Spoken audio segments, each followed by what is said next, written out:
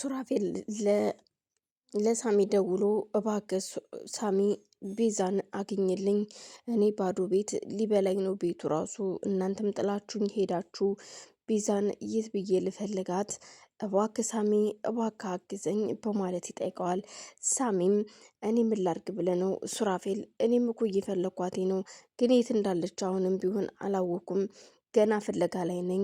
ሰዎችንም አሰማርቻለሁ፣ ግን አንድም ሰው አየኋት ያለኝ ሰው የለም።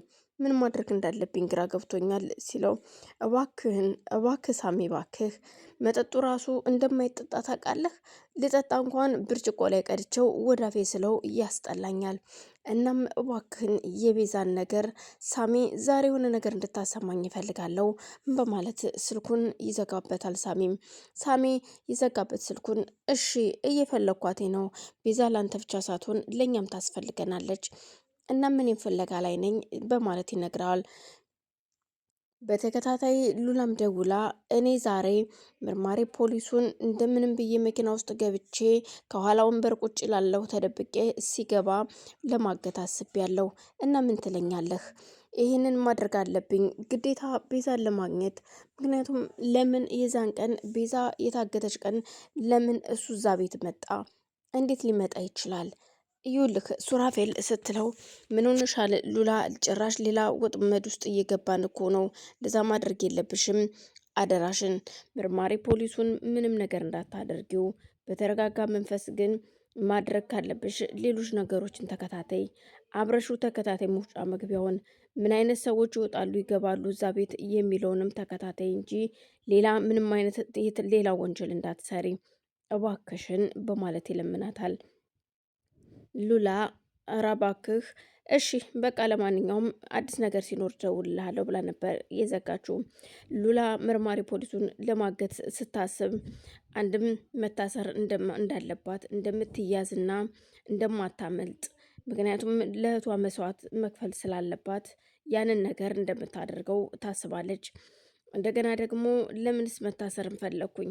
ግን እኮ ለእህቴ ነው ይህን መስዋዕት የምከፍለው፣ ለአንዷ እህቴ የእናቴ አባቴ ልጅ ባገኟት በስንት ጊዜ።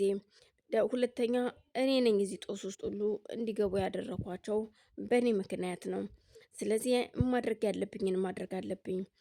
እዚችን መኪና እንደምንም ብዬ ከፍቼ ከኋላ መቀመጥ አለብኝ በማለት እየታከከች ነበር። በግራና በቀኝ ተሽከርክራ አንደኛው በር በድንገት እየተከፈተላት በዛን ሰዓት ገብታ ቁጭ ባለችበት ነበር መርማሪ ፖሊሱ እህቱ ቤት እንደፈለገው ከአንዱ ክፍል እንደ ድሮ ወደ አንዱ ክፍል መዘዋወር አልቻለም። እህቱ ወደ አንዱ ክፍል ሊገባ ሲል ምን ልታረግ ትገባለህ? ለምን ቤትህ አትሄድም? ቤትህ ሂደህ እንደፈለግክ ለምን አትሆንም? ትለዋለች። እሱም ቤቱ መሄድ እንደማይፈልግና ከሚስቱ ጋር እንደተጋጨ እንደተጣሉ ቢነግራትም እሷ ግን በፍጹም አይኗን እያጉረዘረዘች እዩልህ እኔን የእህትህን ቤት አሁንም ፖሊስ ነኝ ብለህ ገና ልትመረምር ልትፈትሽ ነው እንዴ? መፈተሽ ከፈለክ ደግሞ ሂድና ማዘዣ ይዘናና ፈትሸው የእህትህን ቤት። እህትህን እንደሆነ አታምናትም? ለምን እንደዚህ እንደምታደርግ በማለት ትቃወመው ጀመር። መርማሪ ፖሊሱም እባክሽ እህቴ፣ እኔ እየሰማው ያለሁት ነገር ምንም ሰላም እየሰጠኝ አይደለም። ሲቀጥል አይጥ ነው አልኩህ እኮ አይጥ ነው ዕቃ የጣለው። ስለዚህ አይጥ እንዴት እዚህ ቤት ሊኖር ይችላል? ዛሬ ነው እንዲህ አይጥ እዚህ ቤት ሊኖር የመጣው በማለት ሲጠይቃትም እናትና ልጅ ይፋጠጣሉ። እና ታዲያ አሁን እኔ ቤት አትገባም፣ ምንም ይሁን ምንም ይኖር ቤቴን አታይም እያልሽ ነው ወይ? የራስህን ቤት ሄደህ መፈተሽ ትችላለህ። የኔን ቤት ግን ማዘዣ ይዘህ ስትመጣ ብቻ ነው መፈተሽ የምትችለው በማለት ትናገረዋለች። እሱም በጣም ተናዶ ስለነበር አሁን ወደ ቤትህ ሂድ፣ በቃ ይበቃሃል፣ አይተህናል፣ ሂድ ወደ ቤትህ በማለት ስትቆጣው፣ እህቴ ቤት ማደር አልችልም ማለት ነው? ቆይ ዛሬ ምንድን ነው የተለየ ነገር የመጣው? ምን አስበሽ ነው በማለት ቢጠይቃትም እሷ የምታደርገውን ነገር ማድረግ መናገር አትፈልግም። ምክንያቱም እንደዚህ ቤዛን አገትኳት የሚለውን ነገር ብትናገር እሷንም ወደ እስር ቤት እንደሚወረውራት ታውቃለች። ቆይ ምን እየተካሄድ እንደሆነ ልትነግሪኝ ትችያለሽ ወይ? ትንሿ እባክሽ ንገሪኝ በማለት የእህቱ ልጅ ቢጠይቃትም አጎቴ ምንም ነገር የለም እኮ ቅድም ጋ ያለ የተንጓጓው አይጥ ናቸው። አይጦች አሉ አንዳንድ ቀን የሚመጡ አይጦች ለዛ ነው እንጂ ምንም የተፈጠረ ነገር የለም እኮ አጎቴ በማለት ስትመልስለት እህቱን ያንን በርም ገፍትሯት ቢገባም እሷ እንደገና ነገሮችን አስሸውዳ ልጅቷ በዛ በኩል እንድትመጣ ታደርጋለች። እኔ ነኝ እኮ አጎቴ ምን ሆነሃል ስትለው አንቺ ነሽ እንዴ ቅመሟ? እሺ በቃ ነይ በማለት ወደ ሳሎን ይዟት ይወጣል። ግራ ተጋብቶ ቆይ አንተ እንዴት ነው ነገሩ? እዚህ ቤት የወንድ ጫማም አይቻለሁ ፕላስተርም አይቻለሁኝ። ስለዚህ የሆነ ነገር አለ ማለት ነው በማለት ቢጠይቃትም እህቱ ግን ልህ ነግሬሃለሁ፣ በቤት የፈለግኩትን ነገር ማድረግ መብቴ ነው።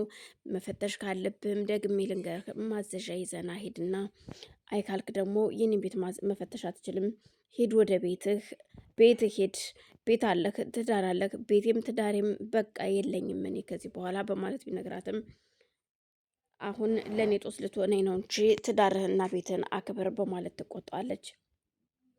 ቤዛ እባክህን በማለት ብትለማመጠውም ያገታት ሰው እየደወለ ሱራፌልን እያስፈራረዋል። ይኸውልሽ ፎቶ ይሄ ነው አይደለ ሱራፌል? ይኸውልሽ ውጭ ነው ያለው፣ ስልክ እያወራ ነው። ስለዚህ ይህንን ሰው ገንዘቡን የማትሰጡኝ ከሆነ እገለዋለሁ።